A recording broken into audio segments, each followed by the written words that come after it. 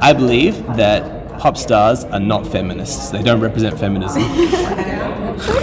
Oh my god. Do you agree or disagree? I disagree. Okay, so why do you disagree? Do you think they are feminists? Yeah, I mean, I think, for starters, I think it's a blanket statement. I'm sure that there are some that aren't, but certainly, like, as a musician, I look up to a lot of pop stars, and the ones that I really, like, aspire to be like kind of, for me, exemplify feminism, you know, in a lot of what they do. Interesting. So what does feminism mean to you? We may have different definitions, and we can clear that up quickly then. Yeah, that's true, actually. I think it is a little blurry for everyone because it's thrown around a lot, but I think the point of feminism is to kind of draw light onto, like, lifting women up with the goal of equality. That's what I think. So it's kind of like the times where I feel most empowered is where I see women doing things that they were told that they couldn't, or that they're not generally, like, used to doing, or that make them feel empowered, or anything that anyone wants to do that makes them, you know, I kind of just want everyone to be able to do whatever they want to do, you know. Yep, it's kind of libertarian in that perspective. Yeah, cool. But does that also extend to criticism? Like, you're allowed to do whatever you want, and you also you can be criticized legitimately as well, or do you feel like no, you're also not allowed to criticize? It's interesting. I think I mean, criticism's not really my vibe in general. Sure. Like, I don't read criticism. Like, if I see a negative article, I don't really see the point of voicing anything that's negative unless it's calling someone out on something dangerous, you know, like criticism on someone like Donald Trump. That's very different to criticizing, like, someone's outfit, you know. I think criticizing someone's outfit, I don't really find that useful. No, it's not like policy that's going to affect millions of people. Right. Okay, exactly. I understand. Yeah. All right, so let me share my perspective on it, is that I feel like gradually music producers and artists realized that the more skin they showed from women, it was going to draw more views, more attention, potentially more controversy, but it was going to create more money. Obviously, if something is just outright labeled as pornography and it shows actual sex, then it's relegated to the fringe parts of society and it's only going to be so profitable because it has to compete with all the other pornography that's out there. Yeah. But if you can make something very softcore pornography to the point where you're like, well, it's not really sex, but basically the women are doing sexual moves on stage, they're taking off, like, a lot of clothes, and it's obviously a sexually charged performance that's intended to draw objectification, draw male viewership, and promote, like, a sexual response. But if you don't call it pornography, then we can still call it music, then we're going to be able to make a lot of money. I feel like true feminism is really, really important in terms of second wave feminism. We've got to have equal opportunity for men and women. But I really take issue with what I believe is pop stars who are basically just like light pornography, and then as a means of shielding themselves from criticism, they'll hide behind the label of, but this is feminism, this is just freedom, this is equality. And I'm thinking, wow, that really in my mind waters down what the legitimate struggles of feminism is. You just don't want to be criticized, but really you should be criticized because you're kind of exploiting your own body just to make money, which is fine, but be honest about it. It's like a form of pornography. It's not empowerment, it's not feminism. It's interesting because I see where you're coming from, but I do feel like it's a form of empowerment, you know? So what do you find empowering about it? It's fine, but yeah. I think it's empowering because I think that part of the problem with equality is that women's bodies are shrouded in mystery. You know, I feel like it's a problem that men can walk around the streets without shirt, but women can't. So for me, having someone show more skin in a music video or on stage is kind of them saying, it's a body, get over it. You know, I'm allowed to show it if I want to, and that makes me feel empowered. So for me, that's why I kind of like seeing that kind of thing. I kind of believe that no one should feel like they can't show it, and they will be criticized if they show. And I think another part of feminism is that generally, like, men are praised for being intersex, whereas women are kind of expected to be more conservative.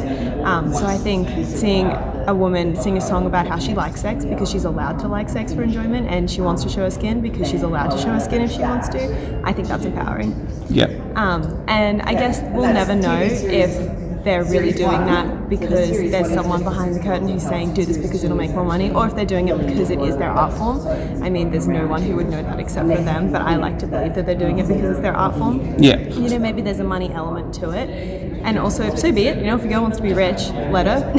Yeah, no, it's more the hypocrisy or the dishonesty that I take issue with. Like, I'm not going to go around shaming porn stars for it, and I just view most pop stars as a kind of way of cheating the system. But if it's all right, I just want to quickly ask before we wrap this up, do you believe that the double standard that you see in society, which I'm not going to deny, that says male sex, go for it, female sex, no, you'd be more conservative. Yeah. Like, I personally don't have a problem with that because I believe that's biologically based. Men have millions and millions of sperm, women have one egg a month, like it's quite natural for that double standard to exist, and it's based on reality. Some other people believe that this is not anything to do with biology, it's purely cultural and societal, and that it's something that needs to be done away with. But personally, promiscuous women, I'm like, oh, that's a little bit off-putting. I don't like it so much. I don't think it's a hugely empowering message to say women have sex, no, whatever you want, because I think that is going to limit their ability to attract a high-quality man as a husband in the future. Do you see it all where I'm coming from, or are you I see where you're coming from, but I disagree in that I feel like we're at a point in evolution where we have contraception, so there is absolutely no reason why women shouldn't be able to have sex for enjoyment the same way a man can. Yes. Okay, so that's a very good point, because we don't necessarily have to be slaves to the way we've done things before we actually have this technology. My concern is that as much as technology has evolved, there's no way our biology is going to be able to keep pace, and so human beings are not blank slates. We have these kind of instincts, and so it's going to be what would you say? It's an internal value judgment system that's going to be unable to be removed completely.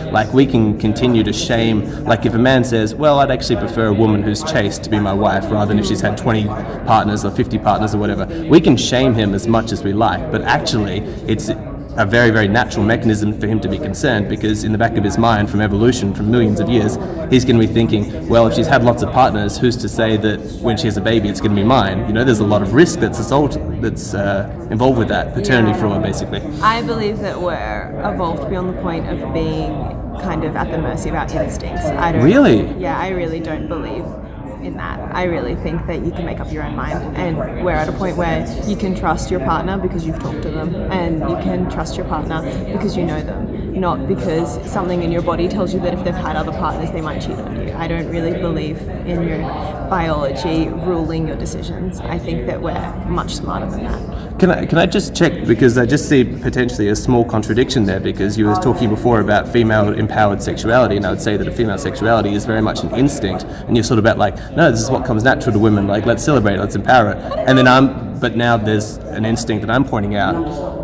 I don't know if sexuality is an instinct. I think enjoying sex isn't necessarily an instinct. I think that's as much a choice as anything else. You can like sex, you can not like sex. I don't know if that. I'm just thinking back to when I was a 12-year-old boy, and my brain was getting dumped with testosterone, and I'm I don't feel like I had a huge amount of choice to be getting as many erections as I was getting at that age. I just feel like that was pure body instinct. There's hormones. Yeah, that's exactly right. There's hormones involved, but I don't know. I just think that there's a line with blaming science for your decisions, and I think shaming a woman for having many partners, I don't think that accidentally happens to you. An erection is out of your control, but your opinion is not.